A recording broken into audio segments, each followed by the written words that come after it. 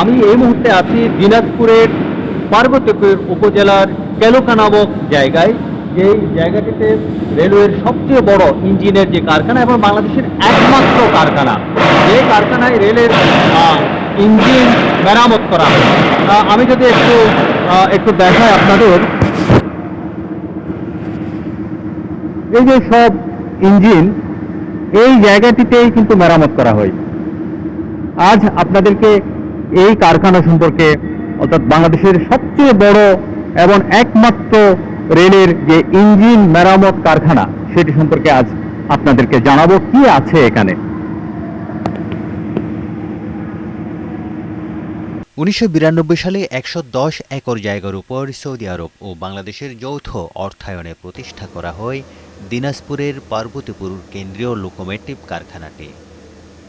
রেলের ইঞ্জিন মেরামতের এই কারখানাটি এখন নানা সমস্যায় জর্জরিত।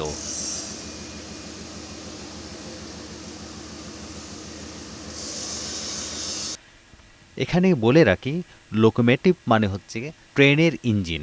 ট্রেনের সামনের যেই ইঞ্জিনটি, সেটাকে রেলওয়ের ভাষায় লোকোমোটিভ বলা হয়। আর যারা ট্রেন চালায় মানে ড্রাইভার, তাদেরকে লোকোমাস্টার বলা হয়। ৩৩ বছরেও উৎপাদন সক্ষমতা অর্জন করতে পারেনি পার্বতীপুর রেলওয়ের ইঞ্জিন কারখানা।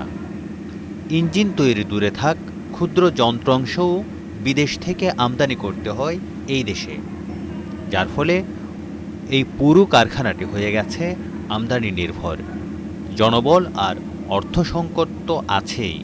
এসব সমস্যায় পুরো কারখানায় এখন সংকটে। একদিকে বাজেট কম, আরেকদিকে লোকবল খুবই সংকট। দক্ষ জনবল তো নেই।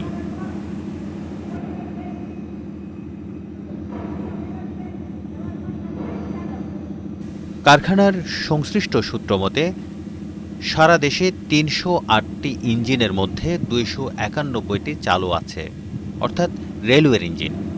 বছরে এসব ইঞ্জিনের ৩৬টি মেরামতের চাহিদা থাকলেও সক্ষমতা রয়েছে মাত্র ২০টি মেরামতের। প্রতিষ্ঠাকালীন সময়েও যার সক্ষমতা ছিল ৩০টি। অর্থাৎ ১৯৯২ সালে যখন এই কারখানা প্রতিষ্ঠা করা হয়, তখন ৩০টি পর্যন্ত ইঞ্জিন মেরামত করার সক্ষমতা ছিল এই কারখানার। কিন্তু বর্তমানে মাত্র ২০টি ইঞ্জিন মেরামত করার মতো সক্ষমতা আছে, অথচ চাহিদা আছে ৩৬টি ইঞ্জিন মেরামতের। ৭২৪টি পদের বিপরীত কাজ করছেন মাত্র ১৮৯ জন। একটি ইঞ্জিন মেরামতে ৫ কোটি টাকা দরকার হলেও বাজেট মিলে মাত্র ২.৫ কোটি টাকা, অর্থাৎ অর্ধেক বাজেট মিলে।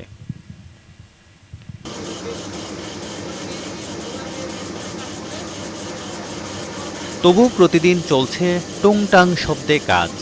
অল্প যে কজন শ্রমিক আছেন, তারা কাজ করে যাচ্ছেন কারখানাটিতে। আচ্ছা, এটা কি জিনিস, কি কাজে লাগে এবং এইখানে কি হচ্ছে তার একটু বলুন তো। এটার নাম হচ্ছে অক্সিলারি জেনারেটর। এটা ৭৪ ভোল্ট দিয়ে বিদ্যুৎ উৎপন্ন করে। এটা কুলিং ফ্যানকে ঘুরাতে সাহায্য করে।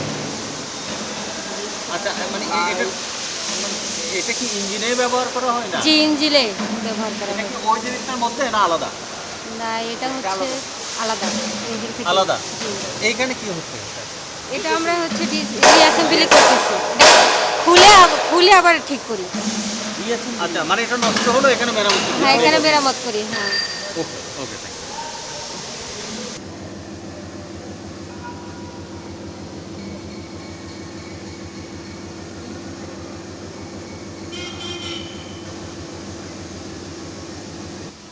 ট্রেনের একটি ইঞ্জিনে আছে অন্তত ২৭,০০০ রকমের যন্ত্রাংশ, আর বিভিন্ন বিভাগে দরকার হয় আরও ৫,০০০ রকম যন্ত্রাংশ। এসব যন্ত্রাংশের মাত্র ১% উৎপাদন হয় দেশে, আর বাকি ৯৯% বিদেশ থেকে আমদানি করতে হয়। বাংলাদেশ রেলওয়ের ৫০% ইঞ্জিনেই মেয়াদ উত্তীর্ণ এবং পুরনো হয়ে গেছে কোচ আর ওয়াগনও। কোচ মানে হচ্ছে ট্রেনের বগি, আর ওয়াগন হচ্ছে যে মালবাহী ট্রেনের যেই কন্টেনার যে বগিগুলো, সেগুলোকেই মূলত ওয়াগন বলা হয়। 340টি মেশিন রয়েছে এই কারখানায়। 32 বছর মেয়াদী এই মেশিনগুলোর অধিকাংশই অকেজো হয়ে গেছে। কর্তৃপক্ষ বলছে কারখানাটি টিকিয়ে রাখার ক্ষেত্রে রয়েছে আমলাতান্ত্রিক জটিলতা। তবে সংকটের মধ্যেও ট্রেনের চাকা সচল রেখেছেন এসব শ্রমিকরা।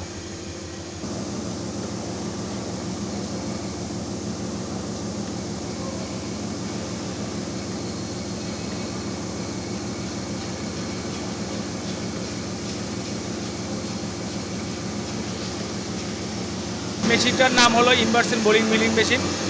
এটা হলো ট্রাকশন মোটর ইনসাইড বোরিং করা হয়, অর্থাৎ ট্রাকশন মোটরের ভিতরে যখন ওই সাপোর্ট এক্সেল থাকে বা সাপোর্ট বিয়ারিং থাকে, সেই বিয়ারিং ক্ষয় যায় বা ওই এক্সেলটা ক্ষয় যায়, ওই মোটরটার ভিতরে ক্ষয় যায়, মানে ক্ষয়রত হওয়ার পরে ওখানে আর ওই মাপে, অর্থাৎ এর মাপ লাগে হলো 190.45।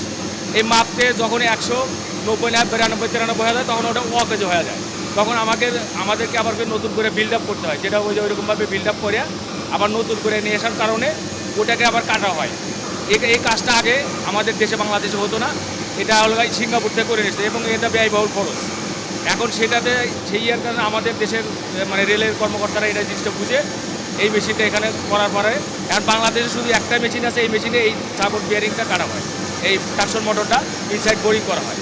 এই বিয়ারিং করার পরে এখন থেকে আমাদের থেকে প্রতিটা মোটরে দেখা যাচ্ছে যে 10-12 লাখ টাকা সাশ্রয় হচ্ছে সিঙ্গাপুর থেকে করে নিয়ে আসতে গেলে।